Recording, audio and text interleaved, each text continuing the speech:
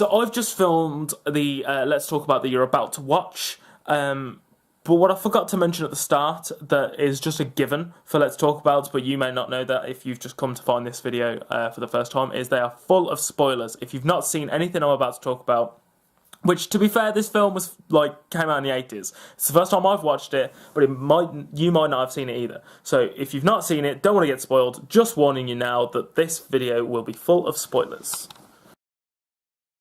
Good morning, good afternoon, and good evening. We are currently filming on location for such a big and important thing to come back, which is the Let's Talk About video. The main reason we've moved is because my room is an absolute bum site, because we decided to tidy it. But that is not why you're here. We are here to talk about Aliens, which is the sequel to Alien. Mike has bugged me for years to watch this film. I watched this Sunday night / Monday morning. Because I decided to watch it quite late at night, so we sort of ran into Monday morning. And the reason I bring this up is because I saw Mike Monday during the day. He asked me, have you watched Aliens yet? And I told him no.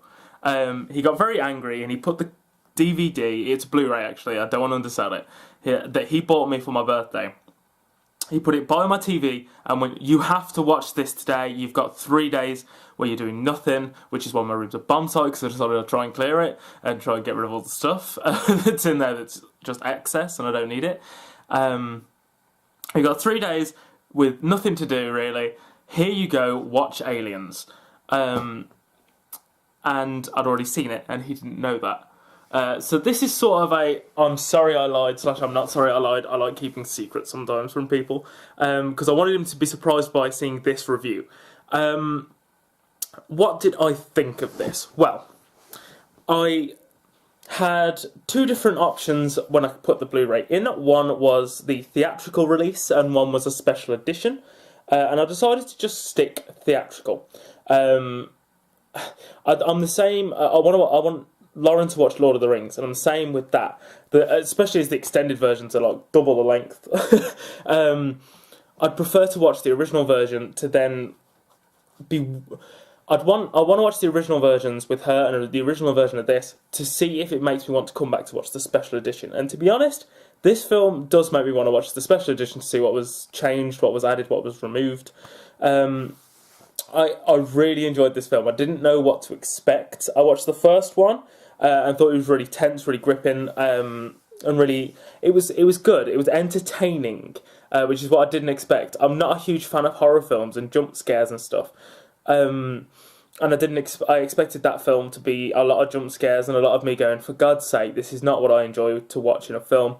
But it didn't do that at all, and this was very similar. The character building in this was amazing. I really enjoyed every character, and it made me feel things when the characters were killed off. I was like, knowing there's 4 of them, and I know characters don't really follow across into the next ones, but I was like, I wish I could have seen how you reacted in the next film if they took you along for the ride again. Made me hate the characters I needed to hate, wanting them to die, thinking that they deserved it, and things like that. It's funny, I'd watched the first one ages ago now, and I hadn't seen the second one until recently, but the things carried over from that one to this one, and I suppose it was helped that Ripley didn't really like the synthetics in the film, but I don't know, when it was announced that he was a synthetic, I'd already got this thing in my head, and I don't know if it helped with the Alien Isolation game, I believe it is, where they sort of attack you constantly in the game. I was like, I don't know if we can trust this person, and he's, especially with films like iRobot and stuff like that, I think, I was like, he's acting all nice, I'm your friend, but I don't know if I want to trust him, and then at the end we find out that we can trust him, but maybe. There's a little bit of a moment where you're like, oh, we shouldn't have trusted this dick. But it turns out we can. The one thing I really wanted to mention that I really enjoyed about this film, and while I was watching it, I almost shouted it. We meet a queen. We meet an alien queen. We watch it laying the egg, and the effects in this film are amazing. I was watching her lay an egg, thinking this is disgusting, but I love it. I can't believe I'm actually witnessing this, but it's so cool. We witness the queen. We watch her laying eggs, and that scene is so tense and it's so I'm going to keep saying these things. So tense and gripping that I was really like on edge. Like, shit, what do we do now? And to watch her emerge from her like safety shell, I suppose, her armor casing, was really cool. And then you sort of, I remember, oh shit, now what? And then like they're calling in all the other aliens, and the whole premise. I like how they made it bigger, but it wasn't for the sake of making it bigger. It was like, we need to make this film bigger than the first one. How do we do it? Let's have more aliens, but let's give it a story. Let's not make it about, we've just got a shit ton more aliens in this film. It was more like, this is how we have more aliens, and this is why, and then it's all your fault, and then it's all this, and I really enjoyed that. I really enjoyed the fact it wasn't just like, we need to make this film bigger than the first one, let's just have more aliens for the sake of it. I like the fact it was sort of built to the fact that this is why we have more aliens. But anyway, when we meet the queen and she starts bringing all the other aliens in, and the eggs, one of the eggs is hatching and stuff, and I was like, holy shit, this is going to be a big fight, fuck off scene. I'm going to really like this scene. I can't wait for it. And then it sort of hit me that the film was putting a badass, pissed off mother in the alien queen that was having its colony destroyed and all its babies killed and stuff, against a badass mother, because in a way Ripley became the little girl's mum, even if it was sort of like an adoptive sort of situation where she was just like, I'm going to take you under my wing, I'm not letting this child die on my watch, I'm going to keep you alive, being very motherly and very protective against an alien version of that. It sort of made, in a way, you're always going to side with Ripley, you're always going to side with that, but in a way it made me sit there and go, okay, you are both in the right here, in a way. You've come to her planet for a reason. She has taken over this planet completely. It's now her planet. She is trying to defend her young. You're trying to defend your young. I want to see this battle. I want to see how this goes. And the fact the alien rode in a lift, I was trying to take this film so seriously because it was so serious and it was so good. And then all of a sudden she gets in a lift, and I was like, okay. I thought maybe she'll like break through the roof of the lift or something and then climb up the shaft. No, she just sit in the lift and wait, and I was like, I hope this lift doesn't open with the alien in it, but it did, and I liked the smoke effect, so it sort of emerged through the smoke, but still, I was like, okay, the alien understands how to use a lift, apparently. I'm not sure how, but it did. But it was so cool that it was so relentless.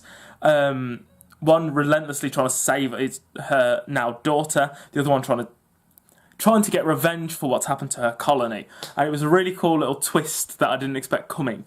That I'd sort of be like, I understand both of your reasons. I want the alien to be killed because I'm siding with the humans, but I understand your reasoning for the attack. And the whole like reveal of it being underneath. This is full of spoilers. I am gonna mention that. I might do a little clip at the beginning of this just to warn you of that, because that's how these Let's Talk About go. I love the little reveal of it being on the bottom of the ship, which I sort of didn't expect, but as they flew away, I was like, I don't think this is going to be the end. But I didn't expect there to be an alien underneath the ship, and I loved the whole running the synthetic through with the tail. That was super cool. I love that the graphicness of that kill. It was really, really cool. And then right at the end, just before the credits, when they're all in the hypersleep, we lingered just before the credits ran, and the lingering made me wonder if an alien was going to burst out of the child's chest or out of Ripley's chest or something, and we just missed the scene because there was a portion of the film where the little girl was underwater and she was gone, and then she was in the she was going to get attacked by a facehugger. Like, if that facehugger scene wasn't in there, then we could have had a moment where she was in hypersleep and the little chest burster came out. But obviously we saw that the facehugger didn't get her. But I still had that moment where I was like, a chest burster could just pop out right now, right before the credits. But it didn't happen. And the fact I was gripped all the way to the credits just for that little thing shows you how good that this film was in my head. Yeah, so I really enjoyed this film. I'm glad I watched it. I'm sorry it took me so long, Mike, but I did enjoy the film. You're welcome. I hope you enjoyed this. We're going to try and do these more regularly on different things. I'm planning to watch The Defenders. Maybe that will be the next one. There's a couple of things on Netflix I do want to watch, actually, so maybe that will be the next talk about, and hopefully we'll see you again in the next one.